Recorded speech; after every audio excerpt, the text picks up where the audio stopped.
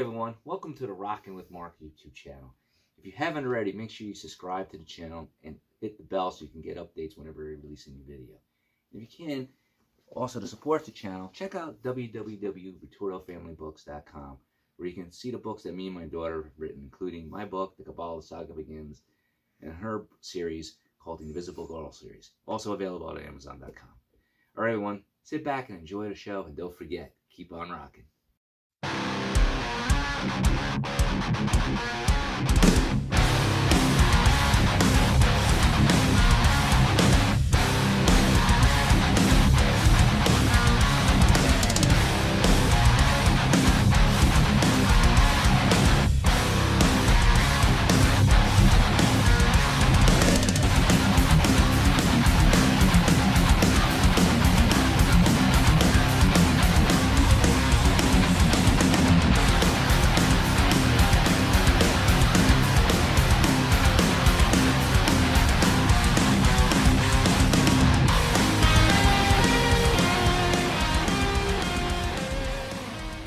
Hi everyone, welcome back to the Rockin with Marc YouTube channel. In today's video, we're going to be doing something a little different. Instead of a guitar or piano lesson, I'm going to be interviewing a fellow YouTuber by the name of Maxx Carlisle.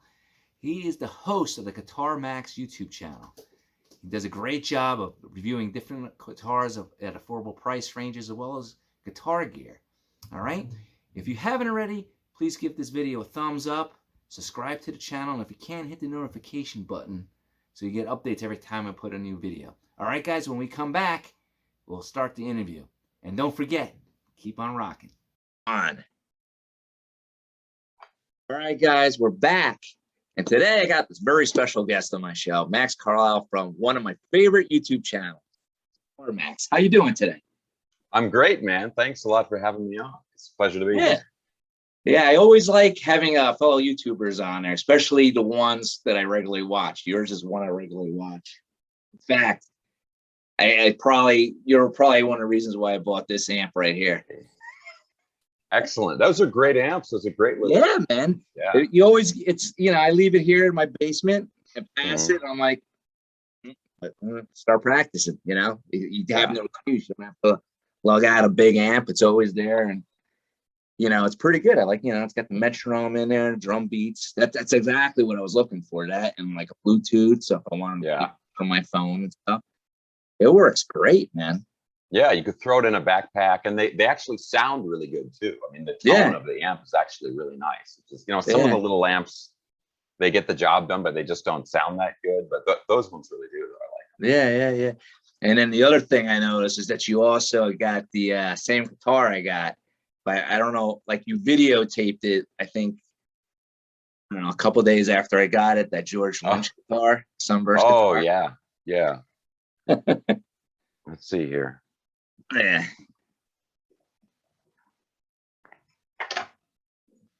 man. This one, right?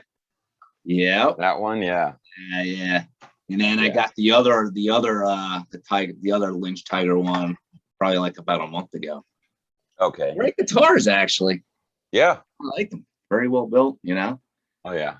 They're the LTD stuff is really pretty solid, I mean obviously I've been a fan of the ESP guitars and LTD stuff for a long time, but they're for guitars that go into that sort of $300 to $500 range, they're really, I think they're some of the better ones out there. Yeah, I agree. I think I got like 5 or 6 of them actually. Yeah. LTD guitars in the back there. Well, anyway, so I wanted to get a little feel as to how you got into music. Give us a little background on yourself. This way the people who follow your channel when they see this will be like, oh, this is probably why I like Maxx so much. Sure. So how did you get into music? Like at what age?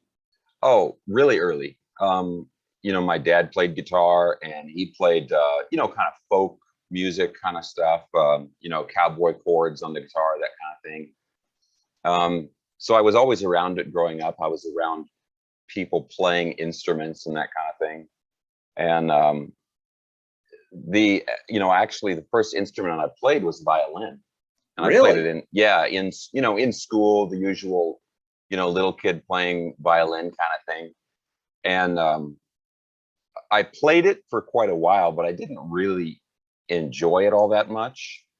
Mm. It's very difficult to get a pleasant tone out of a violin. Like, it takes years of practice just to get a nice tone. And I didn't have that patience, you know, when I was a kid. And so never was really that happy with it. And to be perfectly honest, and not to insult violin players, but it's just not it's not nearly as cool as the guitar is, right? Yeah, I know. Yeah, so I played violin, and then I played bass, like upright bass. Okay. And then about the same time, I switched to guitar. And it was like, I was about 15 when I started playing guitar. But like I said, I had played other instruments before then. Okay. Did you find that the training you had before kind of helped you get like a head start with guitar, or no? Yeah, it definitely did. I mean, it definitely did in terms of the sense of melody and that kind of stuff, you know, being able to hear something in my head, or hear something just listening to something, and then be able to translate it to the instrument. That definitely gave me a leg up when I started playing guitar, for sure. Okay. And then I read like later on you actually played in some bands, right? And made some albums and so forth. Oh yeah, I mean, I did a lot of that. You know, I played in typical you know, kind of high school rock bands, you know, in my hometown and that kind of thing. But about 2007, I moved down to Los Angeles. I grew up in Seattle. In about 2007, I moved down to Los Angeles. And at that point, you know, I'd been playing guitar for quite a while, but I kind of felt like, okay, I'm in LA. Some of the best musicians in the world are in LA. And if I am going to continue playing guitar, I need to take it more seriously. So I should either give up, or really, you know, dive into it and really take it seriously. And so I did that, you know, and so I started practicing more, and working on, you know, recording material, and you know, joining different bands and that kind of stuff. And it's always been thrash, or like old school metal, you know, that's pretty much, you know, power metal.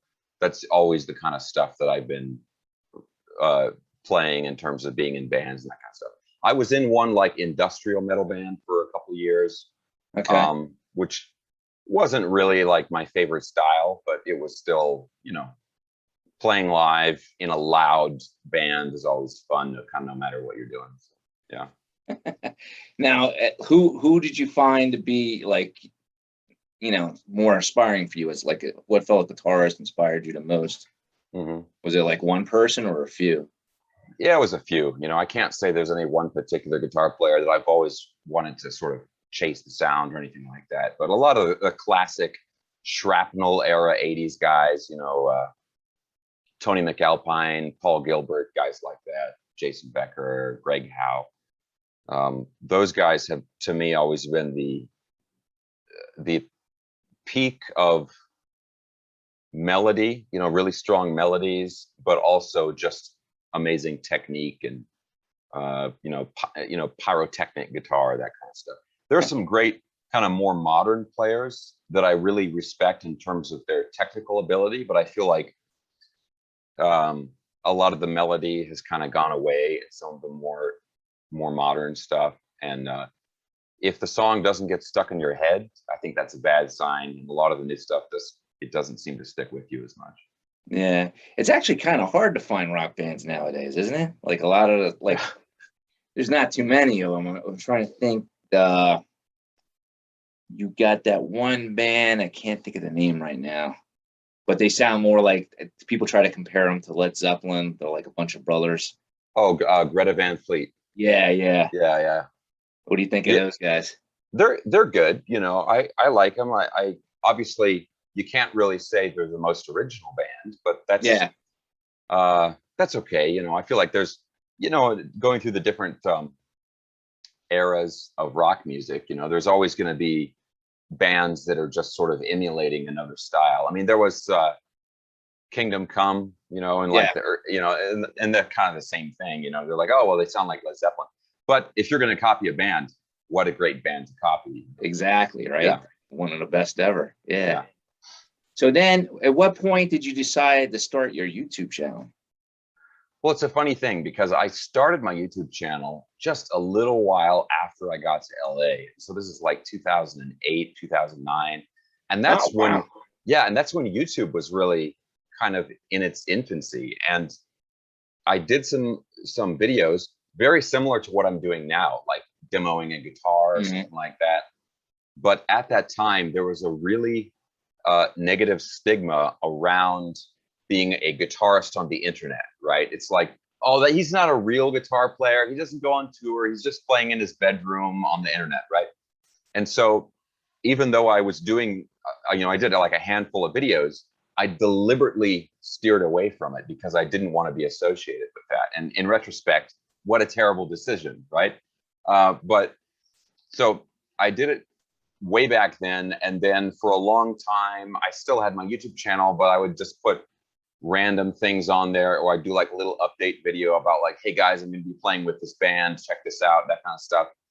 But it really wasn't until about 2015 that I kind of came back to it, and I was like, okay, wait a second, this was maybe a missed opportunity. I need to take this more seriously.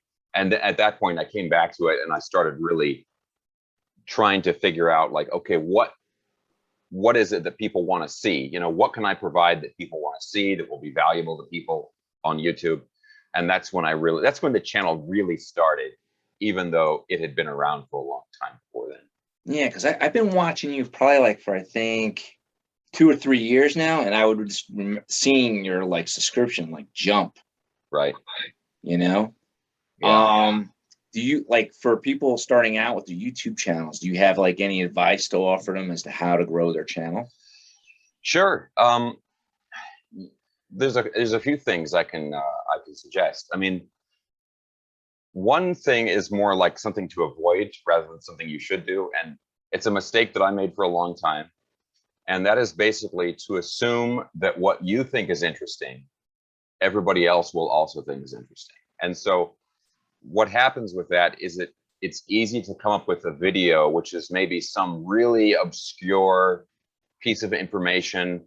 And it's like, well, hey, if I have a guitar with a Floyd Rose on it, and if I put shims under some of the saddles on the Floyd Rose, then I can adjust the radius of the bridge.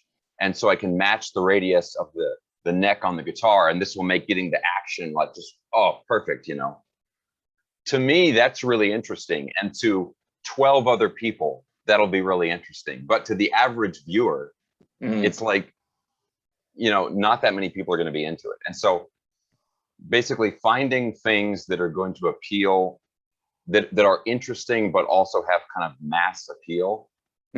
That's really what you want to aim for. And I think when you're kind of in your own head too much and just thinking about what you think is interesting, it's easy to sort of miss that. And I did that for a long time, Yeah, and the other thing too is anything that can help you distinguish yourself from other people is good, because there's, at this point, there's a lot of people doing YouTube and a lot of people doing guitar reviews and pedal reviews.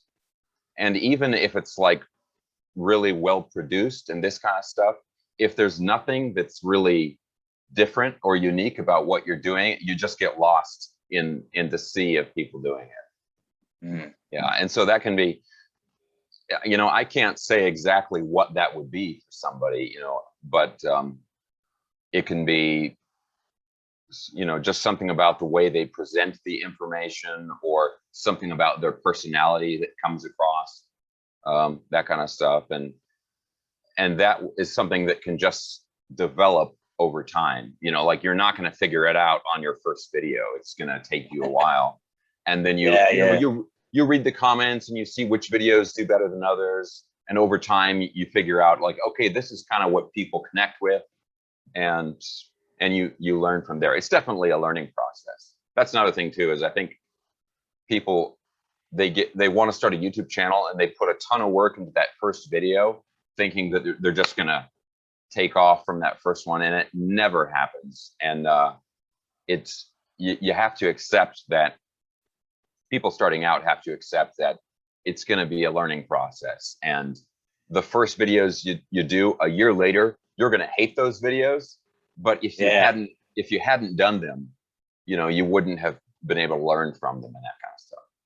Yeah, I remember you made a video where you were actually reviewed a video you did when you were first starting out. Yeah. And actually, I think that was an LTD guitar in that one, too, if I'm not mistaken. It might have been. Yeah. And I remember you critiquing yourself. So when you were developing your YouTube channel, did you like look at other YouTube channels and then pick the area that you're in now, which is gear review, focusing on reviewing guitars and gear? Well, kind of. I mean, I did look at other YouTube channels, and I still do that now. But what I look for is more like what they're not doing. So I look, because I try to look for, you know, in marketing terms, right? You look for a underserved market or something like that, or an opportunity that's not being met, or you know, something like that. So if I see a bunch of YouTube videos and they're all kind of talking about the same thing, and there's maybe something that's maybe related to it, but nobody's really talking about it, I'm like, okay, I'm going to talk about that because there's an opportunity there, basically. So yeah, I mean, when I was starting out, at the time, there were not very many people who were talking about the sort of knockoff guitars and that kind of stuff. Yep. And also the people that were talking about them were only saying negative things about them. And so I thought if I looked at that and tried to do it in a little bit of a more balanced way, then, you know, those were some of the first videos I did that really got a big response from people. And things have changed, you know, now a lot of people talk about that stuff. And so I don't talk about it as much, right? Yeah.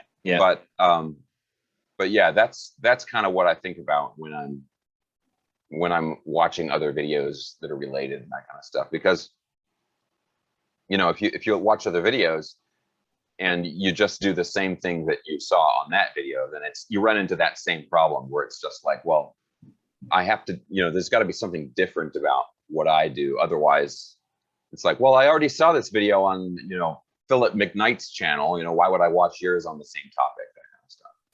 Man, that's interesting. And is that why you chose to pick doing a channel focusing on affordable guitars and affordable gear, or as opposed to just any generic guitar or the most prized guitars, you know, like the Gibson Les Paul and stuff like that? Well, it's a great question. I mean, the thing about that is that was not a deliberate decision when I started out. Like, it was something that just developed over time, and it was just based off of the reaction that people had to the different videos. And a really cool example, and this was like an epiphany for me. It was like a big moment when I was doing when I was starting out the YouTube channel. I did a video on a Moon Strat. You know, it was like 100 and very cheap Strat, basic, you know, 3 single coil kind of thing, but it was really cheap, and it was, for the price, it was good. I mean, it wasn't a great guitar, but for the price, it was very good.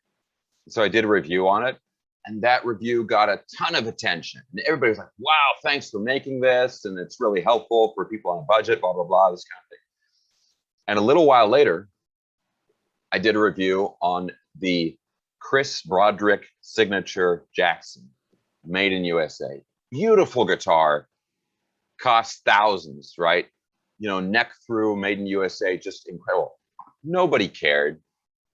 You know, nobody cared. It was like, you know, the few people that watched it were like, well, that's nice, but I'm never going to be able to afford that, this kind of thing, right? Yeah.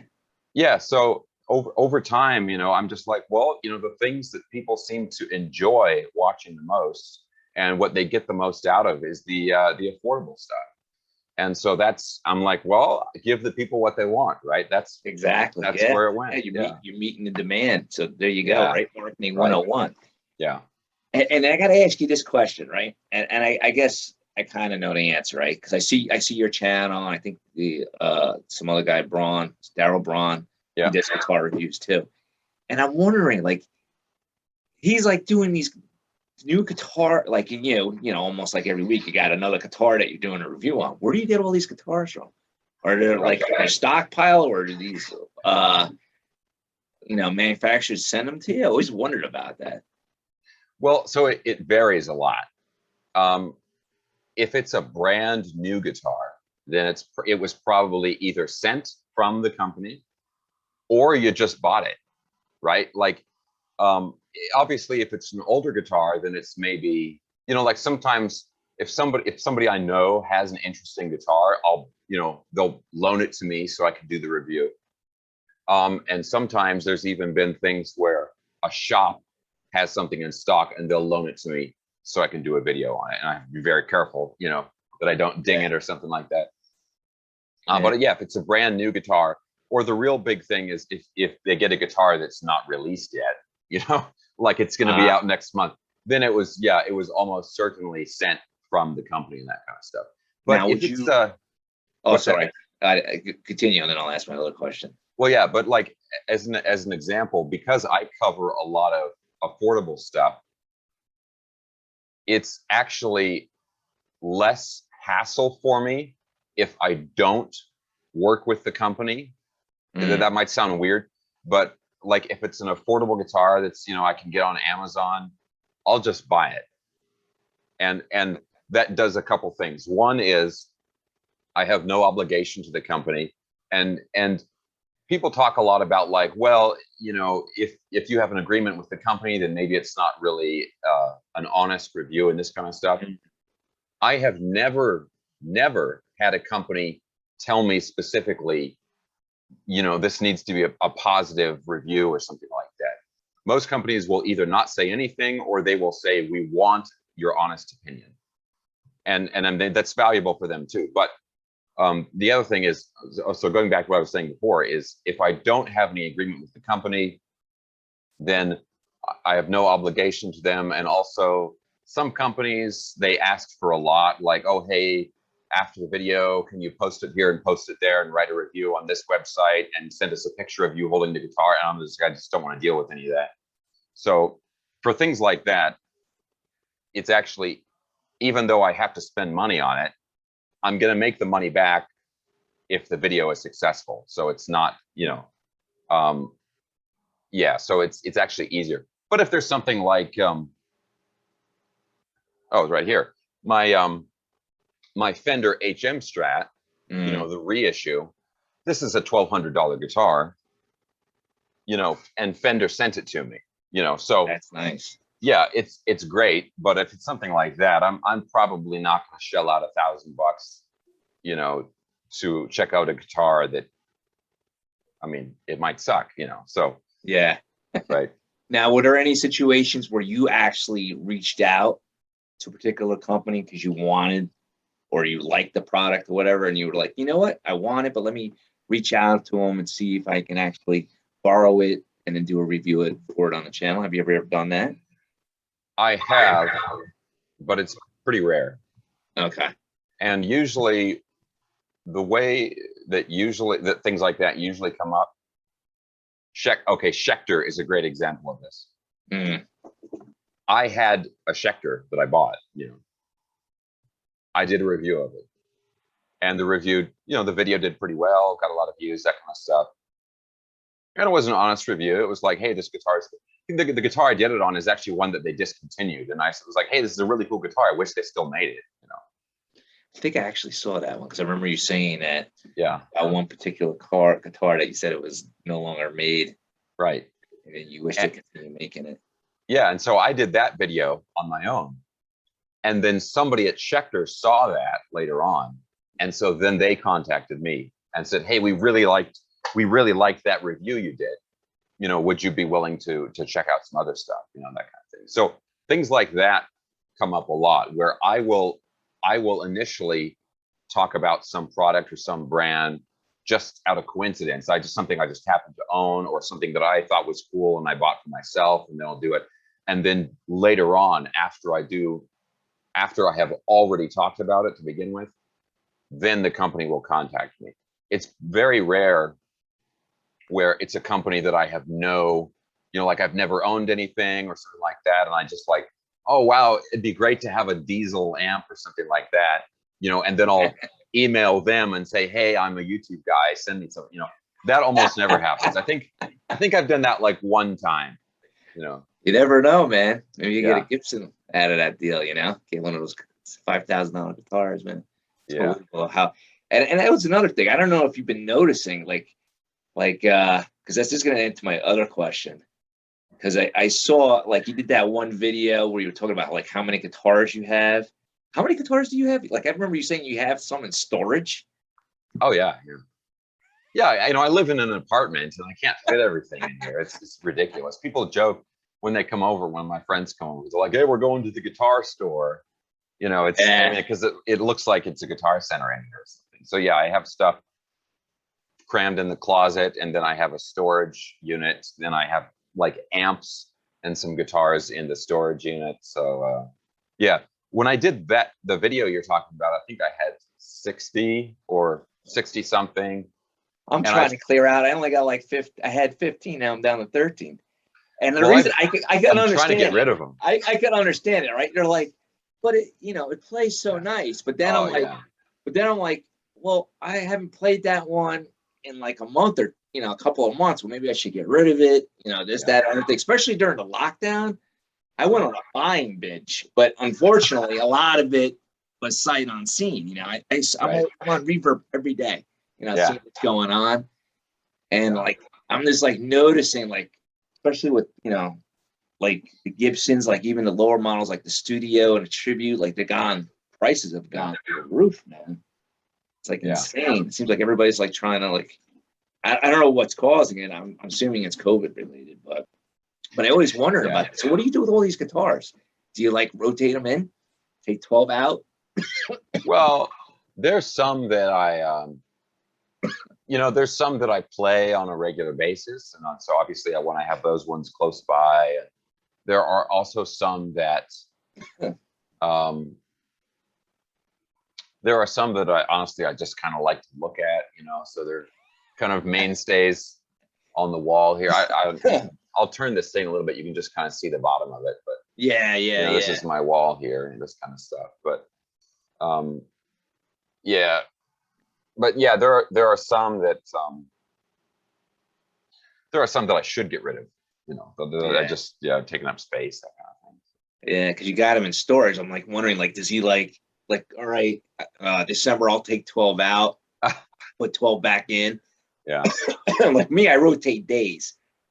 You know, I'll have like a day where I just do like dokken tunes, and I'll take out one of my lip guitars and stuff like that. Another day I'll do Zeppelin tunes. I'll play, you know, I don't have a Gibson Les Paul, but I'll take out, you know, like my EC-1000 from LTD or something like that. But I was just wondering about that. Like, he's got all these guitars, and it's not uncommon, you know, for guitarists to have so many guitars. People like think like I'm insane. Like, what are you, a collector? I'm like, I guess. I don't know. Yeah. Then, you know, I know there's people like that are worse than me, you know? Oh, yeah. Yeah. Yeah, there's, if I'm being totally honest, there are even guitars that I forgot that I own. You know, like there's stuff that, like when I go over to my storage, I'll be like, you know, I'll be going in there for something specific, and I'll have to like move this other stuff out of the way, and I'm like, oh, I forgot about it. You know, like, where did this come from? You know, that kind of stuff. Yeah, well, that's kind of like a good thing, right? It's like oh, and then you rediscover the joy you had with it before, you know, like why you bought it the first time. Yeah, it's like, you know, you find a $20 bill in your pocket or something. It's great. Yeah, that's always great, right? I love that when that happens. Yeah.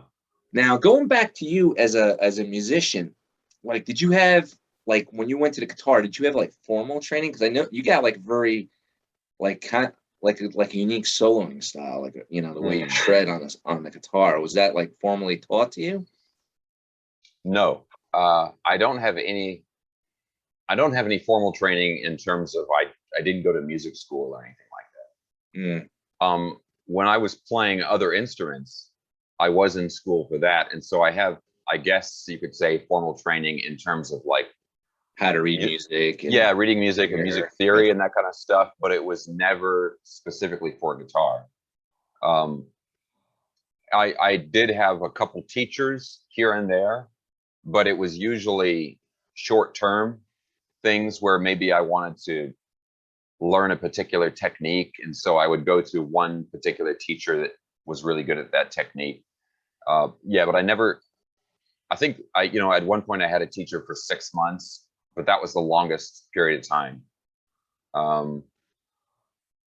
Yeah, and so I took a few lessons from Tony McAlpine, actually, like 10 years ago, which was really cool, but it was like 2 or 3. Then there was another guy named Mike Guerrero, who I took a few lessons from.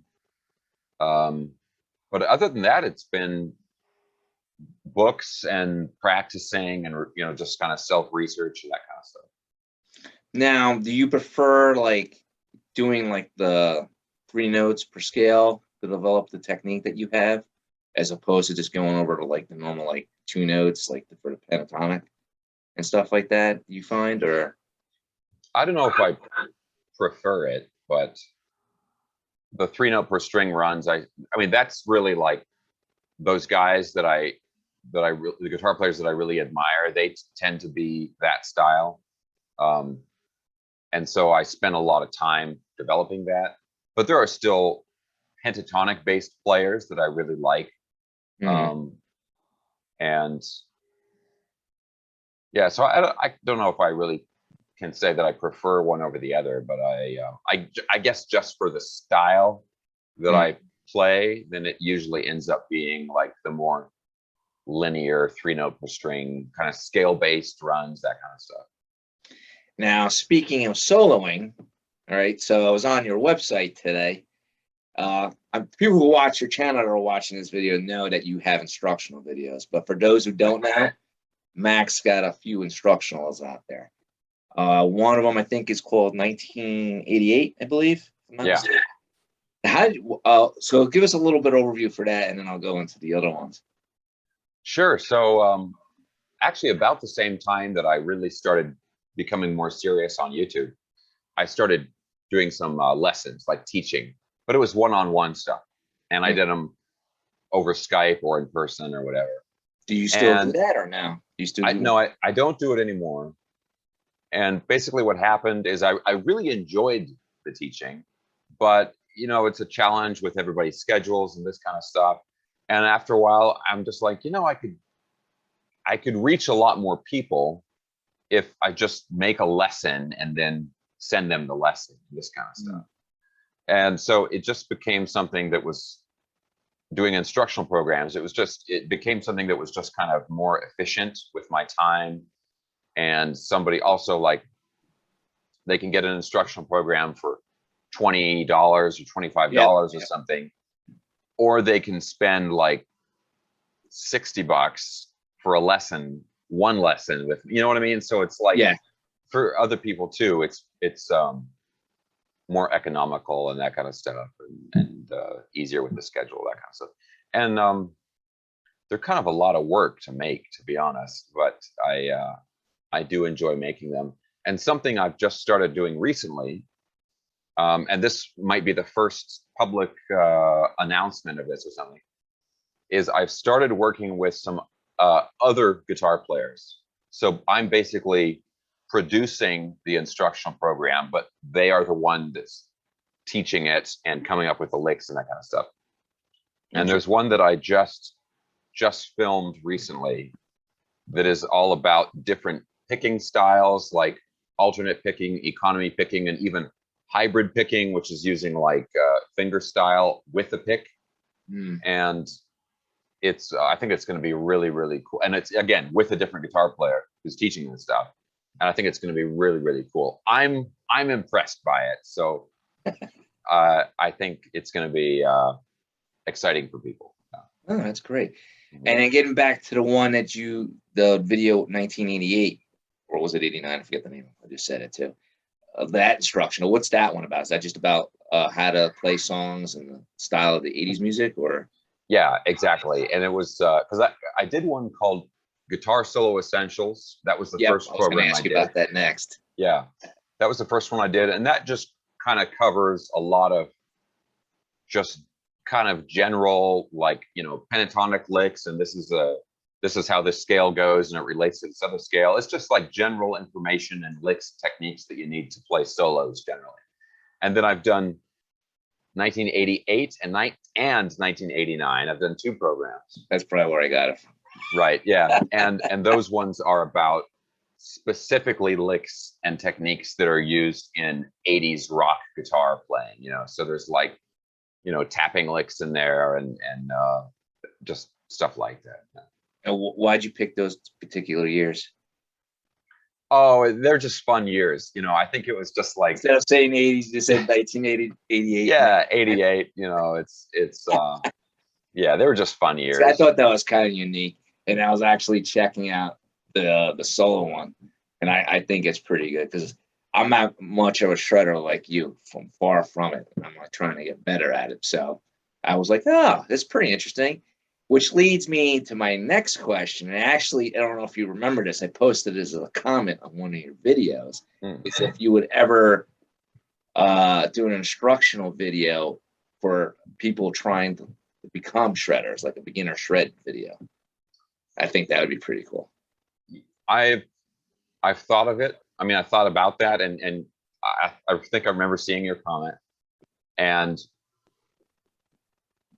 I will say that I am planning to do it. Like, it is on my list of things to do, but it's gonna take me a little while to do it. I mean, oh yeah, no rush. Yeah. And to be, the thing is, the thing is, what I want to do is, I want to do something where somebody who basically is an absolute beginner could start on that program and then develop their skill through there. Because the stuff I have now, you kind of already have to know some basics of guitar and that kind of stuff. And so, yeah, I would like to do a true beginners program and not just cover lead stuff, but I'd also like to, you know, cover, you know, basic rhythm playing and even like song structure and things like that, you know. So somebody could really start from ground zero and really be able to just get some general good, you know, rock guitar chops, you know, through a program like that. So it would have to be, it'll take a while to make that. Yeah, it'll be a pretty big, like maybe like in 3 parts or something like that. So that's kind of what I'm thinking. Yeah. But for people who are watching this on YouTube or listening to it on my podcast, I'll put a link to his website and check it out. I mean, he's got a couple of instructionals, and they're relatively cheap. I think they were like under $20, and I think you got a bundle. Like, yeah, you get 3 of them. Yeah. On there, so definitely check that out. And then you also have another YouTube channel, right? Yeah. And that's about aviation. Now, how did you get into that? Like flying airplanes and stuff like that? I was like, wow, this guy's like an adventurer out there. You race cars too? Well, I wouldn't say I race cars, but I mean, I'm certainly into cars. I wouldn't say that publicly, right? Yeah. So Heavy Metal Horizons is the other channel. And yeah, it's basically cars and airplanes. And the way I got into that was, okay, it's a long story. Do we have a few minutes here? Yeah, we got time. Okay.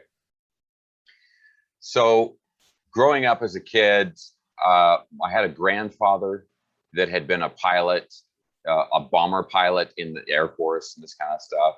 And so he would tell me these stories, you know, of, you know, it's dark and stormy night, you know, and the tail gunner saw this, you know, Focke-Wulf 109 coming in, and we only had 10 shots. You know, he'd tell me these great stories.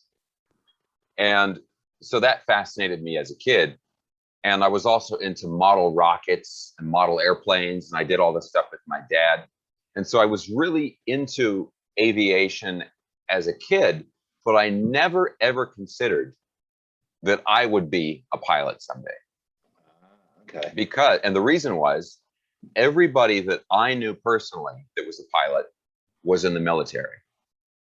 And I didn't want to join the military because I'm like, I don't want to get shot, you know.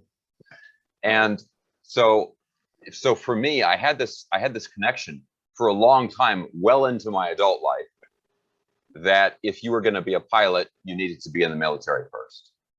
And I don't know why because obviously, you know, no, there are private pilots and there are people that just fly for the airlines. That's their career. Like, I don't know why I didn't figure that out, but it was some kind of almost subconscious connection or something. So anyway, fast forward 25 years or something. And one of the early jobs I had when I lived in when I first moved down to Los Angeles was working for an art gallery. And weird industry to work in. I don't recommend it, but that's the point is, when I worked there, I met a guy who worked at like a shipping company, and I would work with this guy every once in a while. And it was like, if we were shipping a big piece of artwork, he would be involved in making sure it got there safely and this kind of stuff. And that guy was a private pilot. And so I started talking to him about it. And then I realized, I'm like, wait a second, this guy is, you know, he was never in the military. He's a seemingly regular guy that works at the shipping company, but he also, you know, he owned an airplane and had a pilot's license and this kind of thing. And that changed my perception of who could be a pilot, basically. And then a few years after that, I started talking to him about it. And he's like, hey, man, you got to come up with, you know, we'll go flying sometime, you know, come up. It's a lot of fun. I was like, yeah, okay, let's try it. And so he took me up, and it's a decathlon. It's a high wing, you know, single engine prop and 2 seats, but they're in line. You know, it's a pretty small airplane. And so he took me up and just cruised around Los Angeles, you know, and that blew my mind. And so after that, I'm like, man, I got to do this. You know, this is so much fun. And then all of the interest I had had as a kid kind of got brought into, wait a minute, now I think I actually want to do this myself. So it's still, even after that, it still took several years, because at the time I was working a regular job, and you can't like go to night school to get a pilot's license, you know, like it has to be done at certain times and this kind of stuff. And so, like, I don't know, a year after that, I did a thing called a discovery flight, where I went to a flight school, and they kind of they kind of whet your appetite, basically. You know, they take you up and be like, here, why don't you try flying? You know, this kind of stuff. and I really love that. And then maybe even like 2 years after that, I was finally able to where, you know, I was doing YouTube full time, and I didn't have to like go to a desk job. And it was really more about the time than the money. And so I was finally able to be in a position where I could just like go do that in the middle of the day, and you know, it didn't matter and that kind of stuff, and to where I could do the training. And so yeah, I did that, and I'm a licensed private pilot, so I can fly anywhere I want to, but I can't be paid for it. That's the big thing. Okay. Yeah. So you got your own plane and everything, or you rent the plane every time? Yeah. Right now I rent the plane, and you know, of course I want to get my own plane at some point, but even a cheap airplane is not cheap. So I can imagine. Yeah. It's a goal. Especially the gas, right? Especially the gas. Yeah. Well, gas and the maintenance. The maintenance is very expensive. You know, on a, you know, if the starter goes out, or, you know, some part for the engine or something, it's like whatever it would cost a car, like quadruple the price, you know, and then that's what it costs for an airplane. Yeah. Got another question for you. Where'd you get that? Like, I think it was in one video, 2 videos, you had like a sword or something like that. Oh yeah. Where'd you get that sword from? Was it just like a store you went at pawn shop or something, or did you get it from somewhere special? Or well, I've had it for a long, long time. There's nothing that I know of that's special about that sword. I can tell you where I got it though, and it's just kind of a funny story, but it's only funny to me. In my hometown, I went to a garage sale, and it was like these people were moving out and selling all their stuff, and they had that sword there at the garage sale. And I said, hey man, how much for the sword? And the guy was like, $40. And I said, I've only got 20. And he says, sorry, you know. And so I didn't buy it. About 3 months later, I was at the local pawn shop in my hometown, and I saw that sword. And you got it for 20? And I got it for 20. Yeah, I wanted to show you my sword. Hey, there we Yeah, go. it's not an authentic samurai sword. Those things are like $10,000. Yeah, yeah, I got it at Disney World or something like that. yeah. Well, that's cool though. I love that stuff. Yeah, yeah. Yeah, man. So I'm trying to think if I left out any other questions here that I wanted to ask you. One quick question. Yeah. Yeah, another quick question. I'll let you go because you do a lot of reviews of those. What is those? The Wolf guitars. Like, how'd you find out about that? Are they local in your area or something? Well, they are local to Los Angeles. They are in Los Angeles. I mean, the guitars are made overseas, either in Korea or Indonesia, I think, depending on the model. But the shop and the people that sell them are in Los Angeles. But yeah, it's a funny thing because that actually came from a comment that somebody left on one of my videos years ago. And they said, you know, it was something about like, hey, have you ever checked out Wolf guitars? I haven't seen anybody talk about them. And a buddy of mine had one, something like that. Somebody in the comments section suggested it to me. And I did a little research and I was like, yeah, that actually does look pretty cool. And then I bought one, to try it out, and it ended up being really, really cool. They're really cool guitars, especially for the money.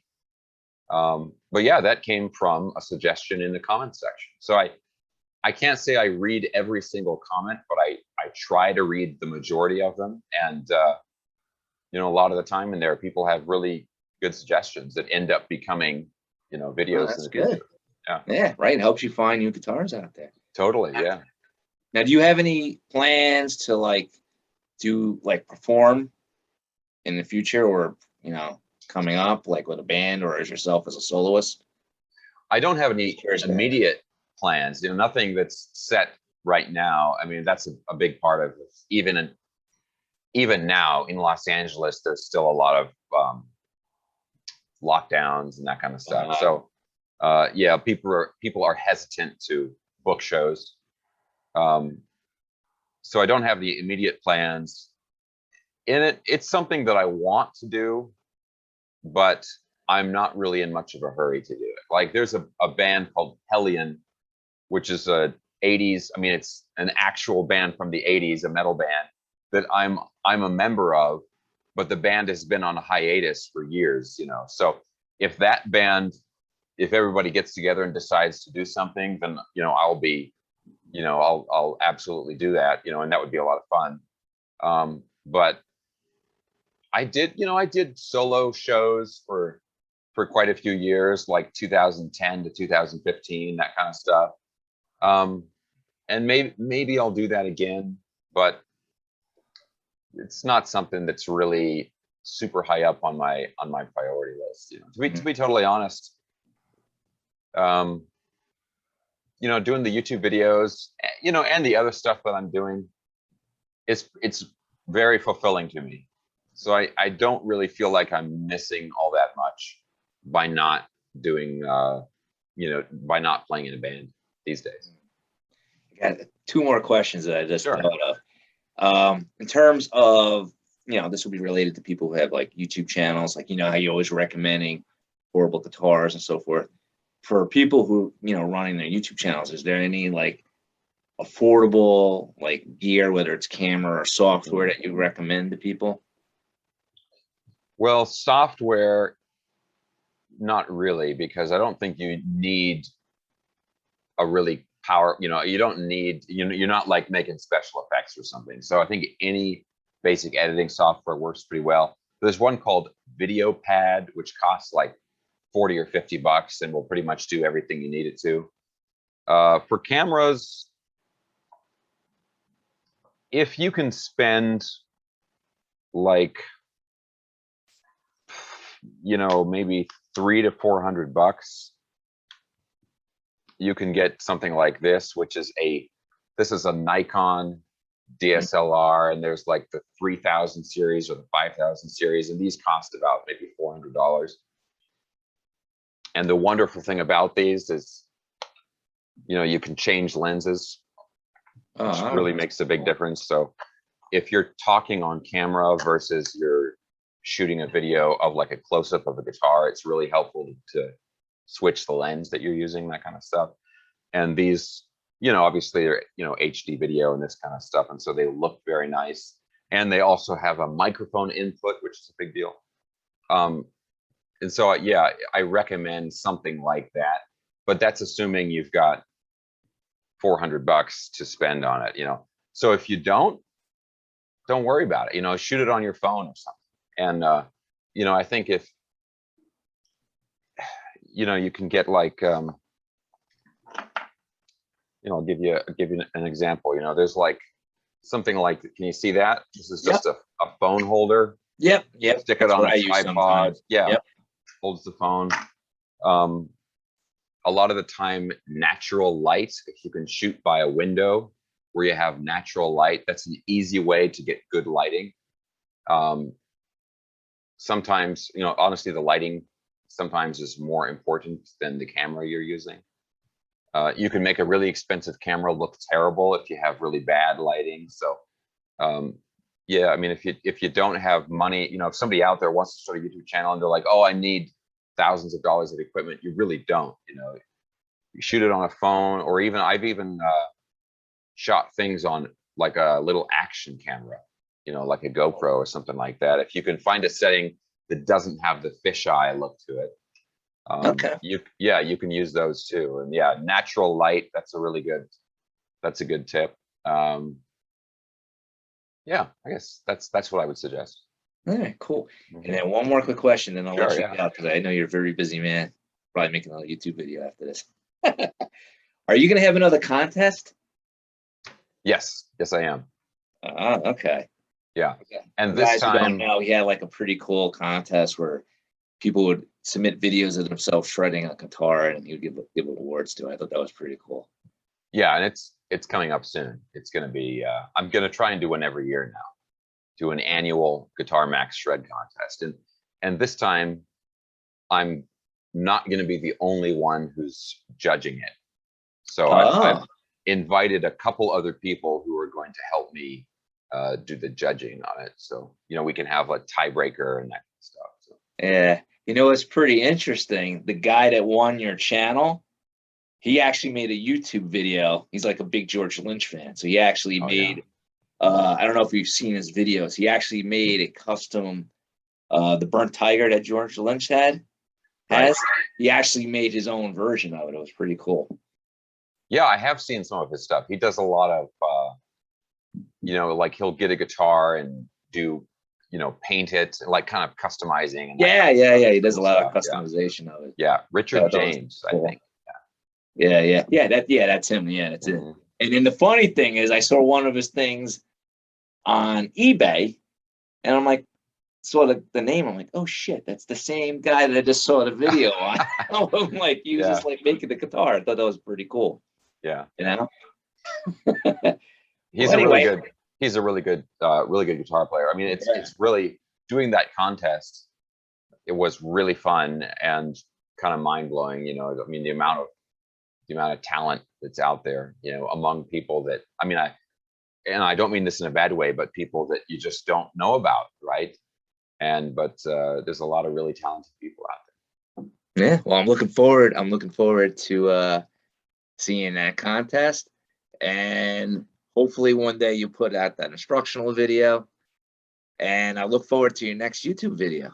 Definitely. Awesome. I just saw your last one with the Jazz Master guitar, cheap one, whatever you got it, mono price. That was a pretty good review. Yeah. Thanks, I always see your videos. Whenever it pops up on my feed, I'm like, oh, let's see what he's got going on. Awesome. Cool. Well, yeah, thanks. It's been great fun talking with you, man. Thanks for having me on. Definitely.